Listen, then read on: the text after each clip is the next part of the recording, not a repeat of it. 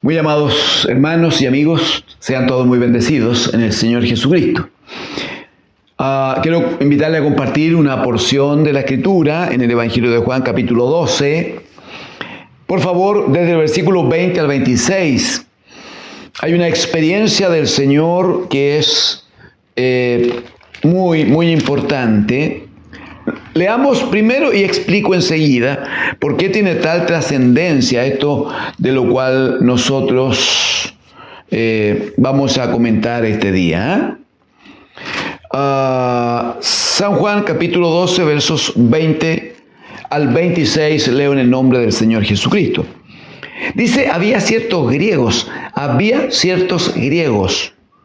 entre los que habían subido a adorar en la fiesta. Estos pues se acercaron a Felipe, que era de Betsaida de Galilea, y le rogaron, diciendo, Señor, quisiéramos ver a Jesús. Felipe fue y se lo dijo a Andrés. Entonces, Andrés y Felipe se lo dijeron a Jesús. Jesús les respondió diciendo, ha llegado la hora para que el Hijo del Hombre sea glorificado. Mire el verso 24. De cierto os digo, que si el grano de trigo no cae en la tierra y muere, solo queda. Pero si muere, lleva mucho fruto. El que ama su vida, la perderá. Y el que aborrece su vida en este mundo, para vida eterna la guardará. Si alguno me sirve, sígame. Y donde yo estuviere, allí también estará mi servidor. Si alguno me sirviere, mi Padre le honrará. Amén. Amén al Señor. Mire, este capítulo 12 de donde hemos tomado los versículos 20 al 26, es de verdad muy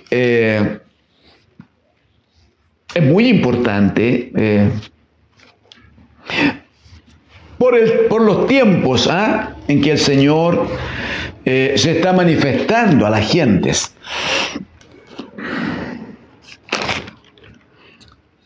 Me parece que lo he citado antes, pero puede usted hacer referencia a esto. En el capítulo 12, verso 1, va a hablar de un hecho, dice, 6 días antes de la Pascua. Esta es la última Pascua en la que el Señor va a participar, la última. Dice, 6 días antes, el Señor estuvo en Betania y se suscitaron hechos importantes, no hay duda. 6 días antes. En el mismo capítulo 12, versículo 12, va a decir al día siguiente, o sea, 5 días antes de la Pascua. Pero el día que se iba a celebrar la Pascua, no era posible que, por ejemplo, se tuviera ningún hombre colgando de la cruz. No se podía. Entonces, se acercaban los días y, si me permite, las horas en las cuales Jesucristo, el Hijo de Dios, debía ser juzgado de la manera que lo hicieron y sentenciado a muerte en una cruz. Estamos hablando entonces de las últimas horas, los últimos 3, 4 días del Señor. De eso estamos hablando.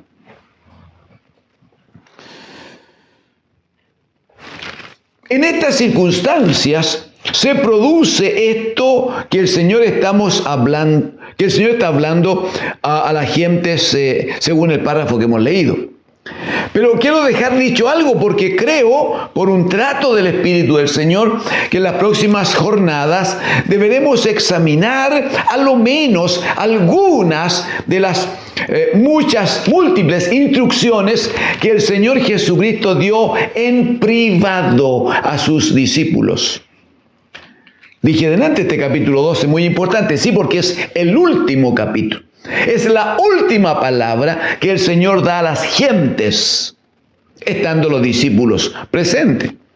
A partir del versículo 13, el Señor Jesús va a entrar en el tiempo de la cena con sus discípulos, en el tiempo de la Pascua judía, cuando comían el animal allí sobre el fuego, ¿no? Con panes sin levadura, con hierbas amargas. Pero va a estar solo él y sus discípulos. El verso número 13, y les va a dar instrucción. Lo mismo va a hacer con el capítulo 14. Es una continuación, es una continuidad, lo veremos. Lo mismo el verso 15, el verso 16, en que les promete el Espíritu Santo. Y el verso 17, en que el Señor expresa y absolutamente, en forma exclusiva, ora por sus discípulos. O sea, a partir del capítulo 13, 14, 15, 16 y 17, hay una recopilación de antecedentes muy interesante, porque corresponde a un tiempo de familia, no hay duda, un tiempo de intimidad. Son las últimas horas en las que Jesucristo va a estar a puerta cerrada con sus discípulos y solo con ellos. ¿Por qué es tan interesante ver lo que pudiera parecer un detalle? Porque las cosas que el Señor les va a decir no son para todos. Solo como ejemplo para que lo recuerde cuando nos encontremos luego revisando este tipo de cosas. El Señor le lava los pies a sus discípulos, no a cualquier persona, para entregarle a ellos una enseñanza en el capítulo 3. El Señor a los discípulos les va a decir en el capítulo 14, no se turbe vuestro corazón. Yo voy a la casa del Padre a preparar lugar para vosotros, porque quiero que donde yo estoy, vosotros también estéis. No se lo dice a la gente, se lo dice solo a los discípulos. En el capítulo 15 le va a decir, yo soy la vid, mi Padre es el labrador, y todo pámpano. El pámpano, ¿no? Es la rama, es la guía que está pegada a la vid, al tronco. Y le dice, bueno, ninguno de ustedes, si no está pegado, unido a la vid, si no están unidos a mí, aunque físicamente yo no esté, si no están unidos a mí, nunca van a llevar fruto, nunca van a ser de bendición. Separados de mí, le va a decir, nada podréis hacer. Es a los discípulos que en el capítulo 16 les va a ofrecer, les anuncia el envío del Espíritu Santo de Dios sobre sus vidas. Y es en el capítulo 17 por los discípulos, porque en el Señor va a estar orando y le va a decir al Padre, Señor, santifícalos en tu verdad, tu palabra es verdad. Por tanto, en esto que nosotros conocemos como el capítulo 12 de Juan, todo lo que ocurra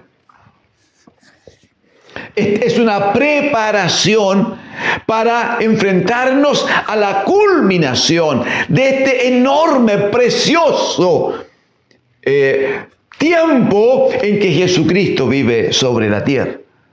Es el momento hermoso en el cual y por el cual podemos observar cómo es que Jesucristo, el Hijo de Dios, va dando un paso cada vez, un paso para acercarse al momento más terrible en cuanto a su naturaleza humana, pero el momento más glorioso en cuanto al cumplimiento de la comisión que el Padre le había asignado. Era el momento en que debía morir en la cruz por nuestros pecados, ser sepultado para que luego el Padre al tercer día le levantase de entre los muertos y le sentase a su diestra como Rey de reyes y Señor de señores. Estamos viviendo días tremendamente hermosos a partir de lo que dice la palabra del Señor. Acompáñenme un poquito, por favor, en esto que hoy leemos y compartimos. Dice que a partir del versículo 20 dice que vinieron unos griegos que habían también subido ellos a adorar allí a Jerusalén.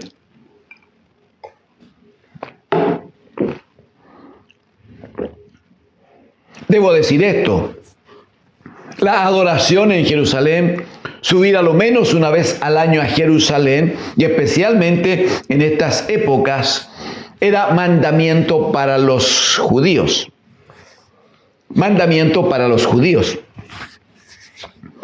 Sin embargo, aquí dice que había griegos entre ellos, y no hay duda, eran hombres que habían nacido seguramente fuera de Palestina. Eran hombres que habían nacido en otras tierras. Si usted recuerda en el libro de Hechos de los Apóstoles,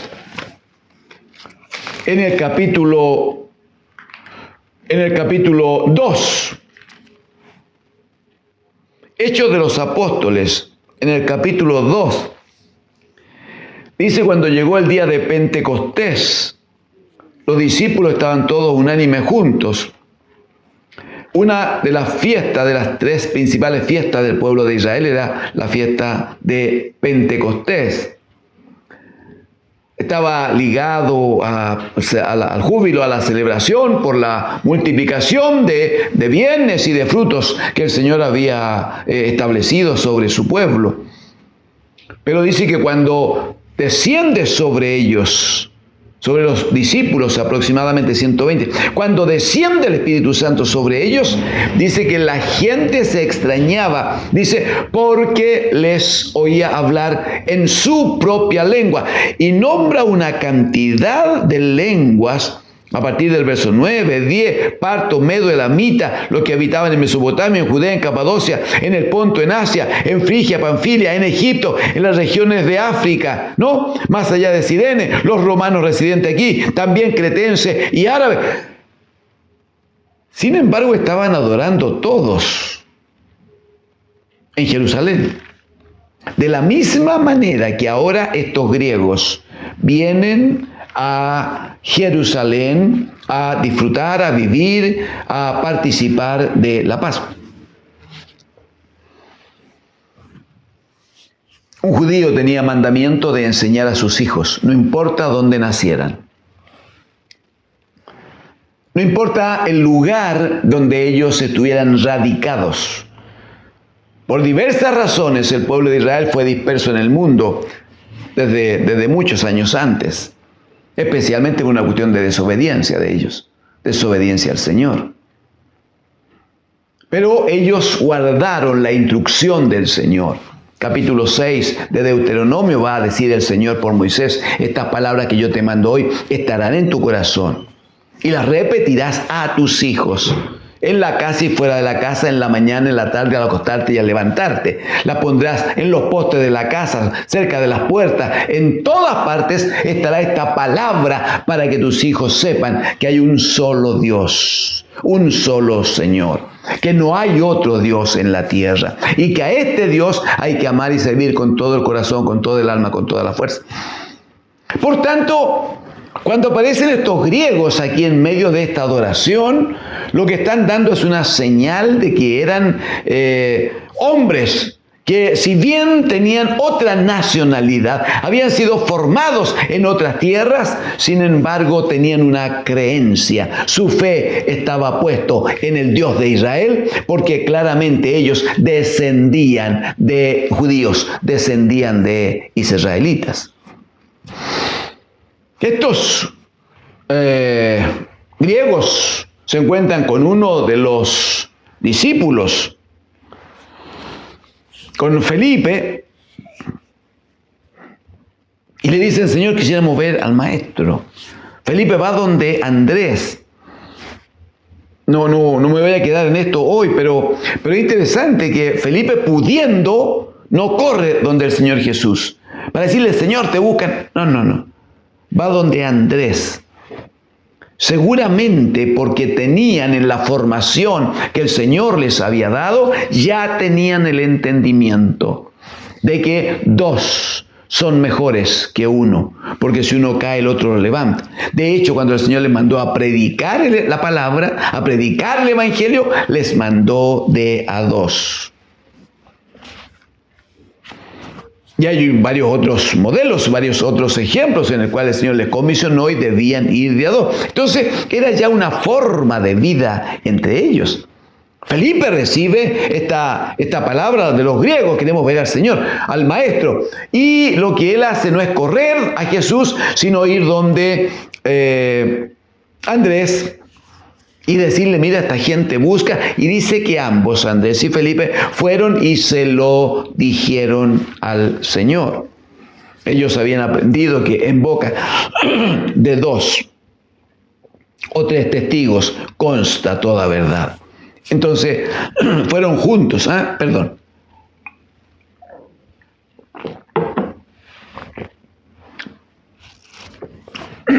fueron juntos a avisarle al maestro que lo buscaban, que lo querían conocer.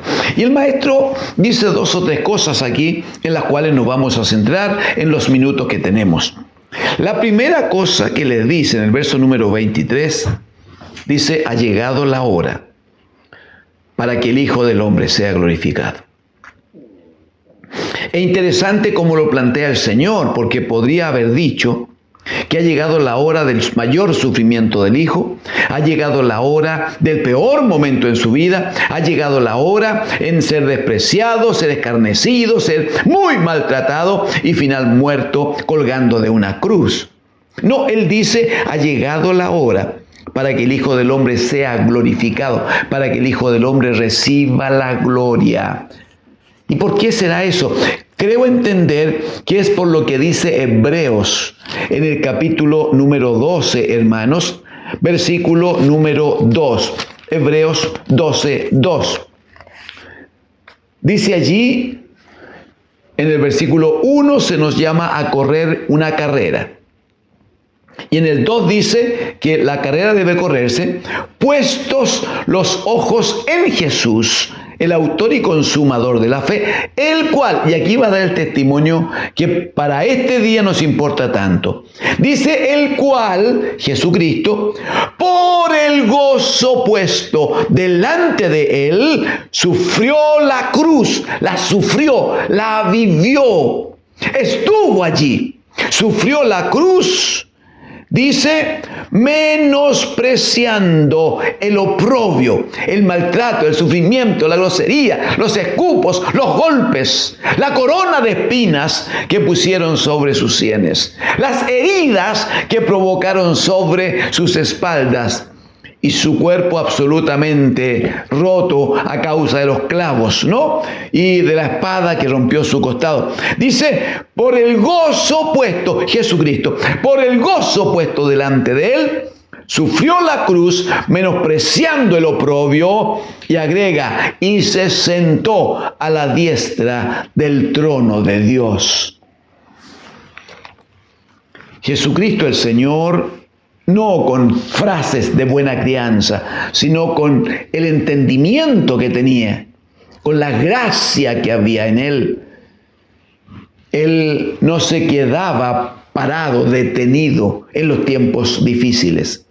Él no se detenía en el maltrato que había ya recibido varias veces y que seguiría recibiendo hasta morir. Él no se quedaba en el desprecio que los hombres le provocaban. Él veía que cada día que se acercaba el momento de ser ofrecido como cordero para que muriera por nosotros, mientras más se acercaba ese momento, lo que él veía era que se cumplía el gozo puesto delante de él. Más veía que se cumpliría pronto el momento de reencontrarse con el Padre. Él, creo yo, empezaba a escuchar, mientras los días avanzaban, él empezaba a escuchar desde ya la voz del Padre diciendo, este es mi Hijo. Oh, bienvenido a la casa del Padre. Oh, simplemente juró el Señor, Salmo 110:4. No, juró el Señor y no se arrepentirá. Tú eres sacerdote para siempre, según el orden de Melquisedec. Oh, simplemente siéntate a mi diestra hasta que ponga a los enemigos por estrado de tus pies. Jesucristo veía que pasaban los días y Él aumentaba su gozo, y su gozo se iba cumpliendo, y su gozo se iba manifestando. Entonces vienen estos griegos a verle, y Él dice a los discípulos, verso 23, ha llegado la hora para que el Hijo del Hombre sea glorificado. En el verso 24 le dice, de cierto os digo, que si el grano de trigo no cae en la tierra y muere, queda solo. Pero si muere, lleva mucho fruto. Y esto es un principio del Señor. Y esto se establece como una máxima en la predicación del Evangelio de Dios. Si el grano de trigo no muere, no se deposita en la tierra. Usted y yo sabemos, es una cuestión de sentido común, de lógica, que es así. Si uno toma un grano de trigo y lo pone sobre esta mesa y ve que nadie lo tome, van a pasar días, semanas, meses y años, y seguirá teniendo aquí ese mismo grano de trigo. Distinto es, como lo explicó el Señor, cuando cae a la tierra. Y estando en la tierra, ese grano de trigo va a entregar su cuerpo, el cuerpo con el cual fue depositado allí. Va a entregar su cuerpo y desde él, desde su interior, aleluya, va a emerger una nueva vida, que va a ser una planta, pero una planta en que ya no habrá un grano de trigo, sino que será una espiga con muchos, no sé si cientos de trigos habrá en esa sola mata, en esa sola espiga que se va a levantar de dicho grano. Pero es un grano que ha muerto. Es un grano que nunca más nadie le volverá a ver. Hay una nueva vida que se produjo por la muerte del grano anterior. Jesucristo dice, si el grano de trigo no cae en la tierra y muere, solo queda, pero si muere, aleluya, lleva mucho fruto, mucho fruto. Estaba hablando de su muerte, hermanos. Estaba dando testimonio de su sufrimiento en la cruz y su sepultación. Estaba diciendo que venía un tiempo de gloria, como lo muestra, por ejemplo, Hebreos en el capítulo número 2. Si usted me acompaña, dice el verso 10. Hebreos 2:10.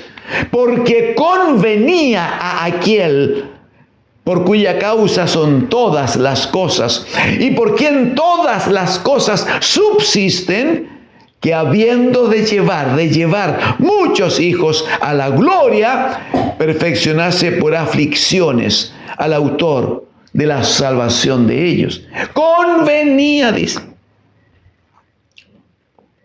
Aquel que tenía un propósito, aquel que había determinado tener una gran familia de muchos hijos, aquel que de tal manera había amado a todo el mundo, de tal manera que dio a su Hijo único, para que al ser muerto, al ser echado en tierra, ese Hijo único, como el grano de trigo, al desprenderse de su cuerpo temporal, terrenal, de él viniera entonces un nuevo cuerpo.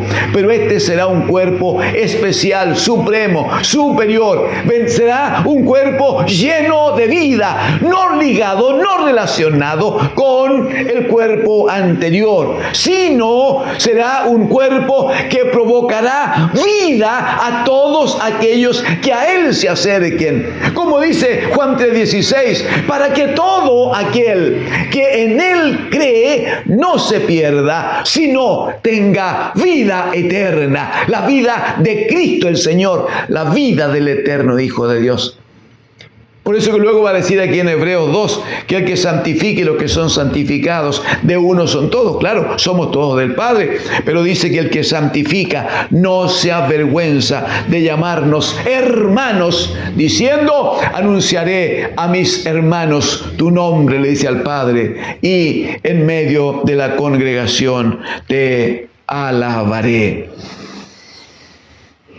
Si el grano de trigo no cae a tierra y muere, solo queda, está diciendo el Señor.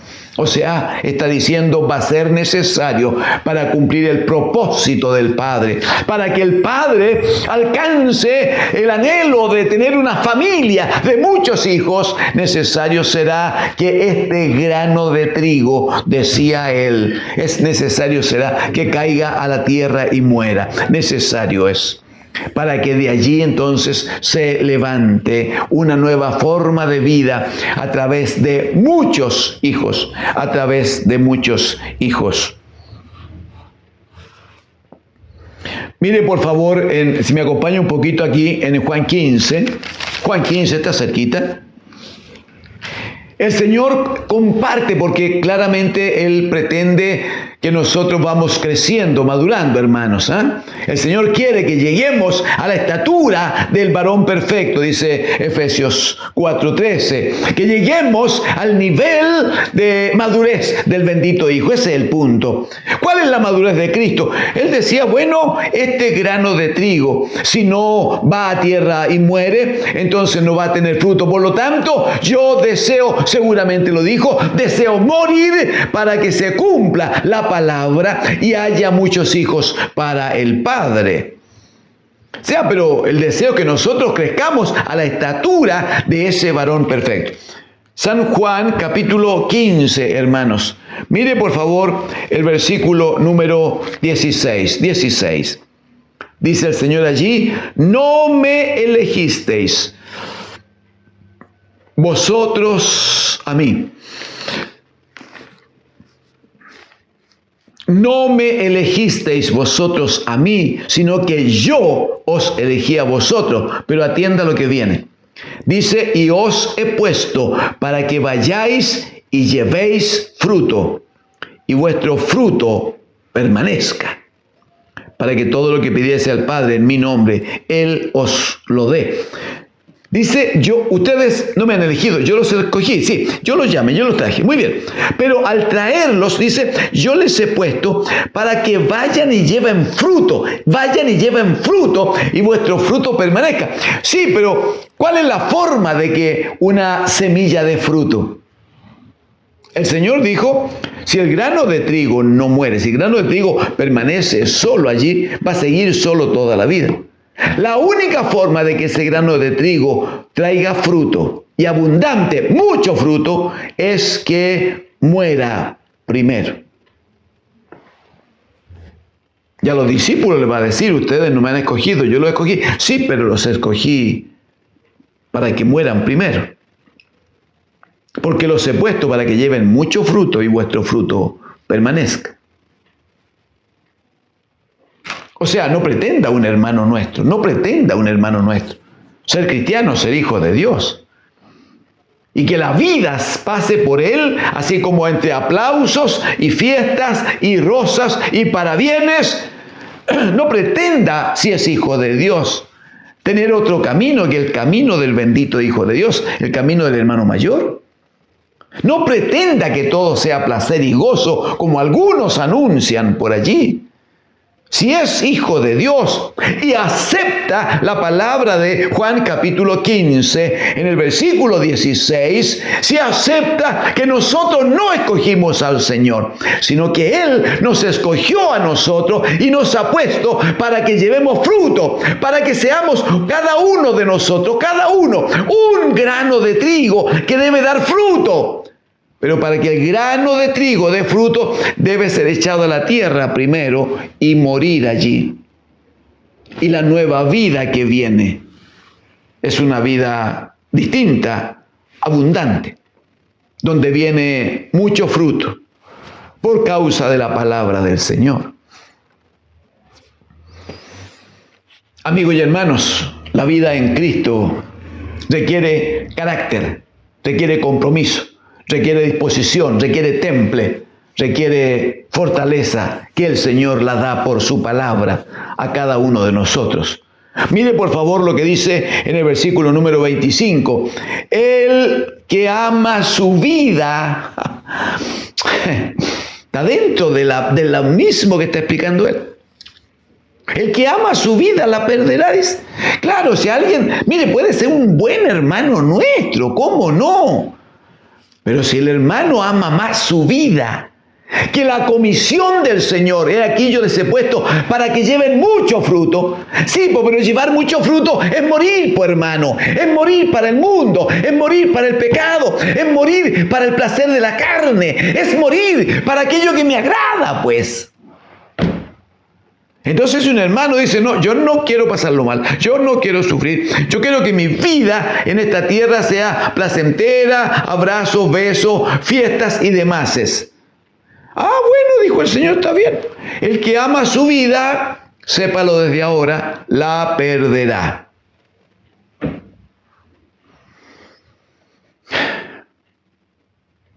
Y luego agrega, y el que aborrece su vida en este mundo, para vida eterna la guardará. ¡Wow! ¡Qué interesante entonces!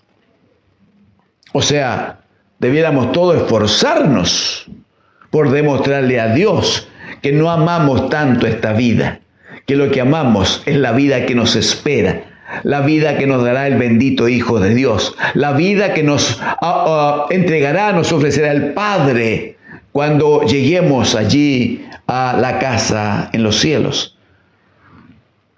Versículo 26, si alguno me sirve, dijo él, sígame. Pero yo pregunto, sígame, ¿por qué camino? ¿Por cuál camino? ¿Cuántos caminos hay? Partamos por ahí si quiere.